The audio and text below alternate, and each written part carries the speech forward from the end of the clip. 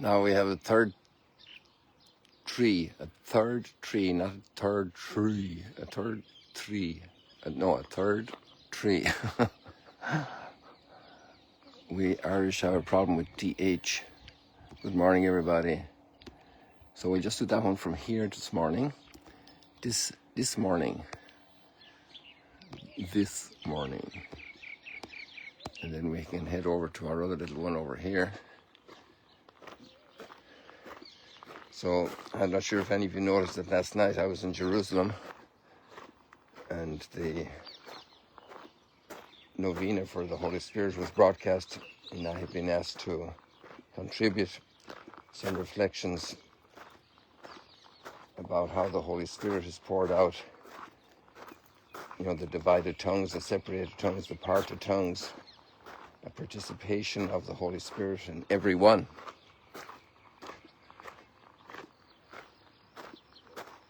And when Paul hid out after they prayed over him in Antioch with Barnabas and Mark, and now there are so many gathered to say goodbye to him, and just from one place, from Ephesus. And that Holy Spirit continues to be poured out.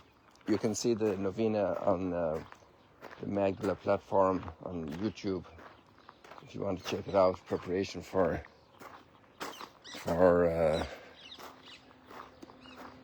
Pentecost. Some people think that the novena is a Catholic invention, but actually it's in the Acts of the Apostles in the first chapter. After the ascension, they go to the upper room to pray for the coming of the Holy Spirit. 9 days of prayer. That's the word novena. 9 days of prayer. And so little by little the Holy Spirit starts blooming in our lives, and our whole lives can become a full mess of Holy Spirit. Like this little tree here, there's definitely more red than green, I think. At least the impression is that dominant. And that's what you could say about the community in Ephesus. And we read today, it's amazing to see the blossoming of the community, the virtue, the love, the affection, the work done, the service given, and obviously all the issues of community life, the perseverance and resilience in front of persecution and misinterpretation and hostilities and all of that, and it continues to bloom and to go on fire, and the fire continues to develop and to spread. And we see it also at the Last Supper. It's amazing. It's kind of the same environment in terms of a farewell and extraordinary bonds that are developed, and yet a long way to go. Because at the Last Supper we see how the disciples still haven't even discovered what Good Friday is going to be. It will take only 24 hours, but they'll discover it, and then they'll be so hit and shocked and traumatized. It will take a lot of Holy Spirit to bring them back, to recover them, a lot of gentleness on Jesus' part in the risen Lord, touching their hearts, calling them back, relaunching them. Do you love me, Peter? 3 times. But there'll be a full blossoming of life to martyrdom. This is the same red. It's the same red. It's the same red. That martyrdom, that spirit of love that doesn't condemn the enemy and the aggressor, but prays for their transformation, because each of us have been transformed also. It's amazing. It's just amazing. It's redemption. It's pure redemption, spelt out ABC in the little details of the ABCs of charity, of kindness, of goodwill, of hope, of faith, of love. You can go through all the virtues. All the virtues are strengths, right? Strengths are strengths in a redeemed person, little by little built up and redeemed with the Holy Spirit pouring through the grace of God. But for the grace of God, go I. I could just be on the other side as well, with a ruined life, ruining others. But the Lord is present, redeeming, lifting up, strengthening, like parents with little children. I think that image is so powerful. It's an image of the nature of creative things. The work of grace is working also because God is never distant. He is present. And then the bonds grow, the bonds of affection. And in both of these scenes, we have this extraordinary new community developing, emerging in this pagan society. First of all, this initial community around Jesus at the Last Supper, where there's a lot of emotion, sentiment, love, affection, bonding. And the words are very deep here in the Last Supper talk. And it's a prayer. It's a prayer to the Father. And they're so into Jesus that they are participating in his prayer to the Father.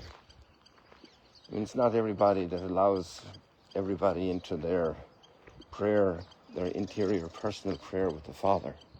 That's something deeply, deeply, deeply personal. And so in the case of the Last Supper, the disciples are so intimately involved in Jesus' prayer. I mean, he's not hiding anything from them. And they experience this, you know.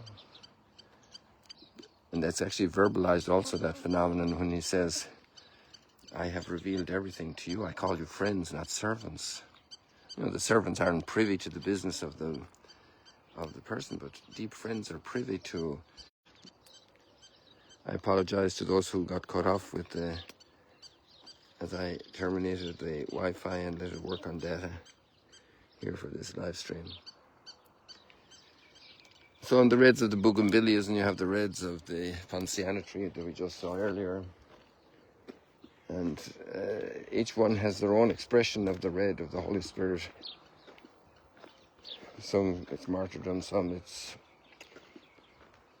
well, it's all martyrdom for everybody, but some with giving their lives in a way that's a victim of violence, but others giving their lives in the daily routine of challenge, of growing, of serving, patience and illness, declining abilities in aging, or in working hard in school, learning and growing, like athletes training for life in the gym of study, and in the workroom, the workout room of intellectual endeavor, doing a doctorate, a lot of silent hard work, in forming ourselves as true disciples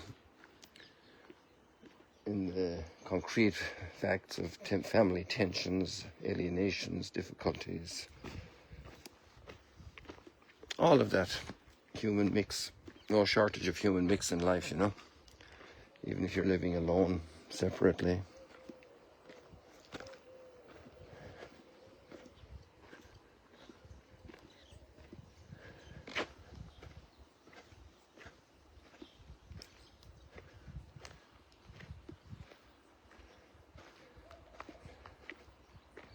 Sing to God, O kingdoms of the earth. So we have this concrete case of the community in Ephesus that travelled over to Miletus, all the leaders, the episcopoi, the ones who were overseeing, the presbyteri.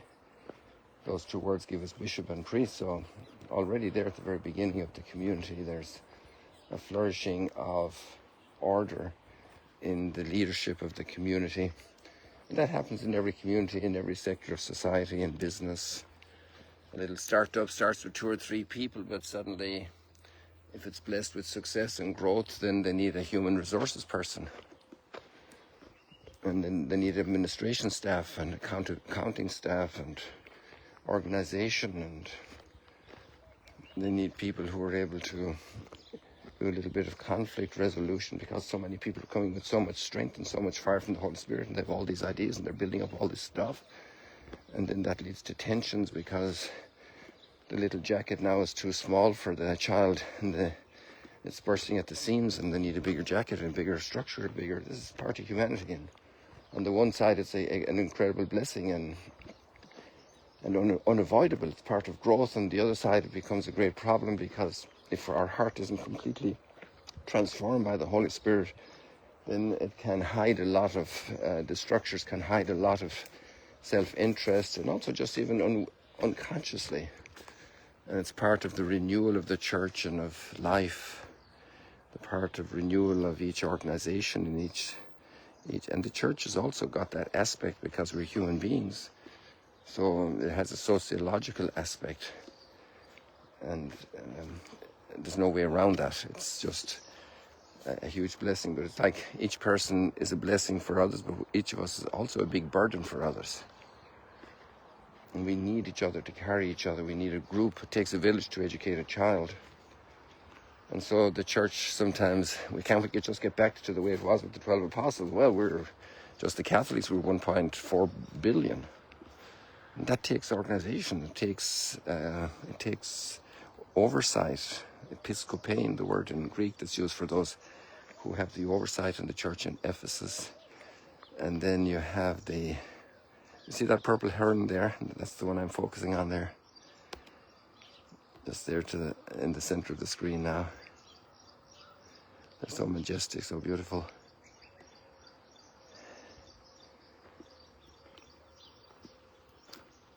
The need for purification for all people in leadership to particularly accelerate their own willingness to enter the mystery of Christ, to want to overcome their blind spots, their sluggishness, their stubbornness. Life keeps growing, keeps moving. In that sense, looking at these type of farewell moments with Jesus at the Last Supper, or with Paul in Miletus with the leadership of the church in Ephesus, and then we see the transition we just had with Pope Francis to Pope Leo, and everybody brings their richness and also their limitations, and the whole process is necessary for life to continue.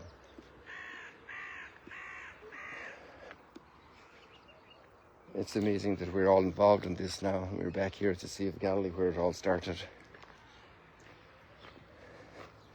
And we can sing out, O kingdoms of the earth. Sing out to God, O kingdoms of the earth. With the psalmist today. You kingdoms of the earth, sing to God, chant praise to the Lord. And what started here with those 12 apostles, with the women, and how it has spread worldwide. And how many kingdoms of the earth have sung beautifully in their languages, all the countries in Africa, in Asia, in the Americas, in Europe, from South Africa to Norway and Sweden,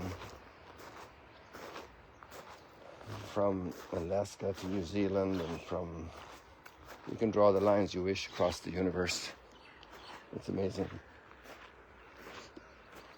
Across the earth, across the planet Earth. And now human beings are looking out into space and seeing where they colonize. And a veil of the different circumstances, an environment without gravity, a different abundance of resources, and to be able to build, to expand, to go from Europe to America, to go from an island to the mainland, to go from a little planet to another planet. And that will bring a lot of blessings and a lot of tensions, a lot of challenges. And there we need the Holy Spirit, people, so that we can learn to not be thorny with each other, but to be a blessing of color and life and joy. People, God bless you. See you later, alligators. Beautiful morning here at the Sea of Galilee.